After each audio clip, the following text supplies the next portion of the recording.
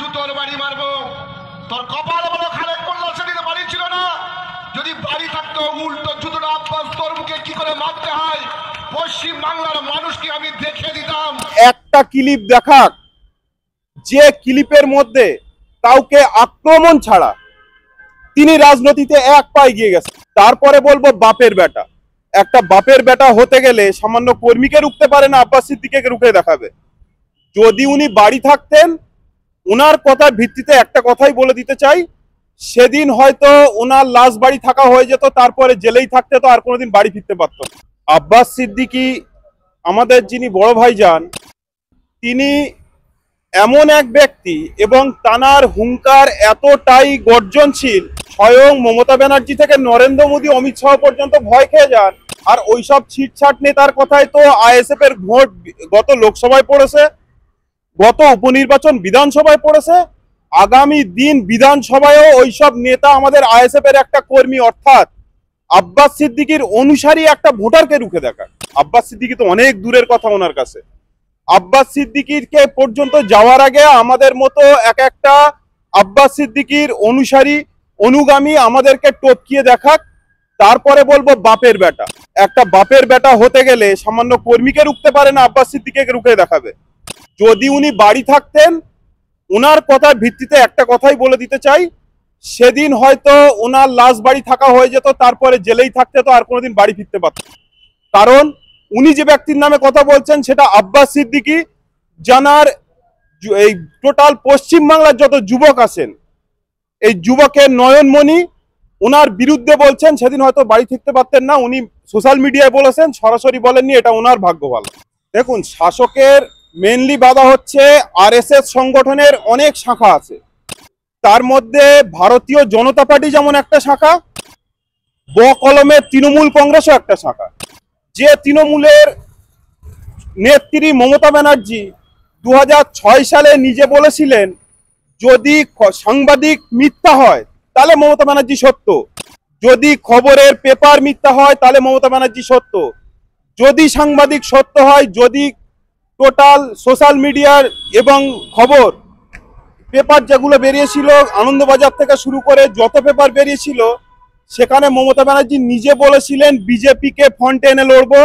এবং তারপরেই আমরা দেখেছি সিপিএম এর বিরুদ্ধে তৃণমূল কংগ্রেস যে লড়াই করেছিল, এই যে সিঙ্গুরের যে লড়াই দিয়েছিল, সেটা কিন্তু ভারতীয় জনতা পার্টির টাকায় এই মমতা ব্যানার্জি ওখানে ধর্ণা মঞ্চ করেছিল এবং সেই ধর্ণা মঞ্চের উপেক্ষা করে ওনারা কিন্তু জয় পেয়েছিল। সেই জয়টা মমতা ব্যানার্জি নিজে এবং তৃণমূল কংগ্রেসের ঘর থেকে টাকা এনে করেনি, ভারতীয় জনতা পার্টির টাকা নিয়েই কিন্তু এসেছিল। সুতরাং আব্বাস সিদ্দিকী যে পথে হাঁটছে, সেই পথটা হচ্ছে এই রাজ্যবাসীকে, এই দেশবাসীকে একটা কথা বোঝাতে চায়, যেখানে দাঙ্গা নয়, যেখানে একে অপরের সাথে হিংসা নয়, আমরা সবাই একত্রিত হয়ে যে যা ধর্ম পালন করে, শিক্ষা থেকে শুরু করে হসপিটাল থেকে শুরু করে আমরা প্রত্যেকটা উন্নতিকে এগিয়ে নিয়ে যাই। ঠিক এই জায়গাটাই তৃণমূলের বাধা। কারণ তৃণমূল জানে আব্বাস সিদ্দিকী যে পথে হাঁটছে, আগামী দিনে এই রাজ্যবাসী তৃণমূলের সাথে, তৃণমূলের পাশে থাকবে না। সেটা অলরেডি ভাঙড়বাসী প্রমাণ করে দিয়েছে 2021-এর বিধানসভায়। আবার আসছে 2026, ওই ভাঙড়ের মতোই মডেল যদি বাংলার আরো চারিদিকে ছড়িয়ে পড়ে, এটাই শাসকের ভয়, শাসক ক্ষমতায় থাকতে পারবে না। আর যদিও যেই ক্ষমতায় আসুক, আব্বাস সিদ্দিকী ছাড়া ক্ষমতায় আসা টাফ হয়ে যাবে। তাই আজকে শাসক আব্বাসের বিরুদ্ধে আজ প্রতিবাদ করে যাচ্ছে। দেখুন, অলরেডি মমতা ব্যানার্জির কতটা ভোট না আসে বা আসে আমি সেদিকে যাচ্ছি না, পুলিশ মন্ত্রী যিনি মুখ্যমন্ত্রী তিনি, এছাড়াও যে দপ্তরগুলো মুখ্যমন্ত্রী নিয়ে রেখেছেন, সেই দপ্তরগুলো মমতা ব্যানার্জি একবার বলুক প্রশাসনকে যে আপনারা নিরপেক্ষ কাজ করুন। আমি বলছি, ব্যালটে তৃণমূলের ভোট খুঁজে পাওয়া যাবে না কিছু গুন্ডা, মাওয়ালি, সন্ত্রাসবাদী ছাড়া। একটা বুথে কিন্তু যদি 1000 ভোট থাকে, টোটাল রাজনৈতিক দল তৃণমূলের যদি কেউ থাকে গুন্ডাগিরি, মাতাল এবং সন্ত্রাসবাদী, তারা 100 থেকে 150-র বেশি নয়। যারা তৃণমূলের তোলা তুলে পকেটটাকে মোটা করে প্রত্যেকটা সাধারণ মানুষের ঘরে গিয়ে হুমকানি চমকানি দিয়ে যেভাবে ভোট করায় এবং প্রশাসনের সাপোর্টে, সেই প্রশাসন একবার নিরপেক্ষ কাজ করুক। আমাদের প্রশাসনের প্রতি আস্থা আছে, আগামী দিন নিরপেক্ষ কাজ হবে।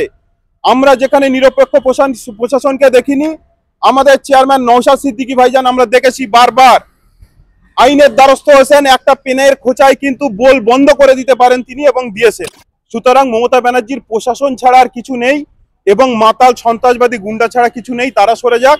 মমতা ব্যানার্জি কোথায় উড়ে চলে যাবে, ওই দিল্লিতে বা গুজরাটে অমিত শাহ বা নরেন্দ্র মোদীর কোল ছাড়া কোথাও জায়গা ঠাঁই পাবে না। যেটা শেখ হাসিনা ঠাঁই নিয়ে আসে, ঠিক তার পাশেই মমতা ব্যানার্জির ঠাঁই হবে।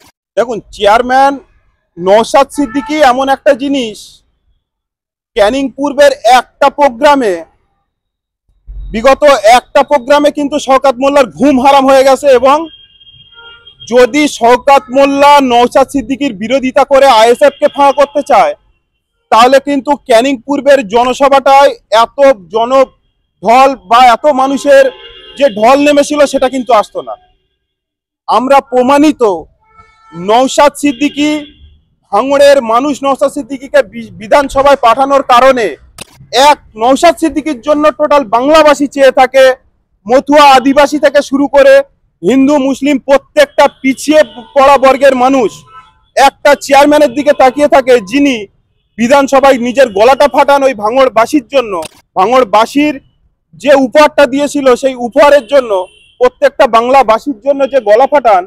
শওকত মোল্লা একটা ক্লিপ দেখাক, যে ক্লিপের মধ্যে কাউকে আক্রমণ ছাড়া তিনি রাজনীতিতে এক পা এগিয়ে গেছেন। কাউকে আক্রমণ ছাড়া শওকত মোল্লা বিগত সিপিএমএল আমল থেকে তৃণমূল, আর আজকে তৃণমূলে থেকে নওশাদের যেভাবে নওশাদ সিদ্দিকী আমাদের ভাইজানের বিরোধিতা করছে, তার একটা বলুক যে নওশাদ ভাইয়ের বিরোধিতা না করে উন্নয়নের কাজ, সমাজ পরিবর্তনের কাজের কথা বলে নিজের সিটটা দাঁড় করিয়ে রাখুক। যতই সন্ত্রাসী করুক, মানুষ কিন্তু জবাব দেবে 26-এ। নওশাদ ভাই ভাঙড়ে দাঁড়াবে সেটা তো অনেক পরের কথা, উনি হারাবেন সেটা বহু দূরের কথা, কিন্তু নিজের সিটটা নিজে জিতে দেখাক। আমরা যেভাবে বিগত মিটিং দেখেছি, আগামীতে আমাদের চেয়ারম্যান আসে, নিশ্চয়ই চিন্তা ভাবনা করবেন এবং শওকত মোল্লাকে আমরা আগামী দিনে জিততে দেবো না। ওনার ক্ষমতা থাকলে উনি ওনার সিটটাই জিতে দেখাক, তারপর ভাবন নিয়ে ভাববেন। আর ওইসব ছিটছাট নেতার কথায় তো আইএসএফ এর ভোট গত লোকসভায় পড়েছে, গত উপনির্বাচন বিধানসভায় পড়েছে, আগামী দিন বিধানসভায়ও ওইসব নেতা আমাদের আইএসএফ এর একটা কর্মী অর্থাৎ আব্বাস সিদ্দিকীর অনুসারী একটা ভোটারকে রুখে দেখা। আব্বাস সিদ্দিকী তো অনেক দূরের কথা ওনার কাছে। আব্বাস সিদ্দিকীকে পর্যন্ত যাওয়ার আগে আমাদের মতো একটা আব্বাস সিদ্দিকীর অনুসারী অনুগামী আমাদেরকে টপকিয়ে দেখাক, তারপরে বলবো বাপের বেটা। একটা বাপের বেটা হতে গেলে সামান্য কর্মীকে রুখতে পারে না, আব্বাস সিদ্দিকীকে রুখে দেখাবে।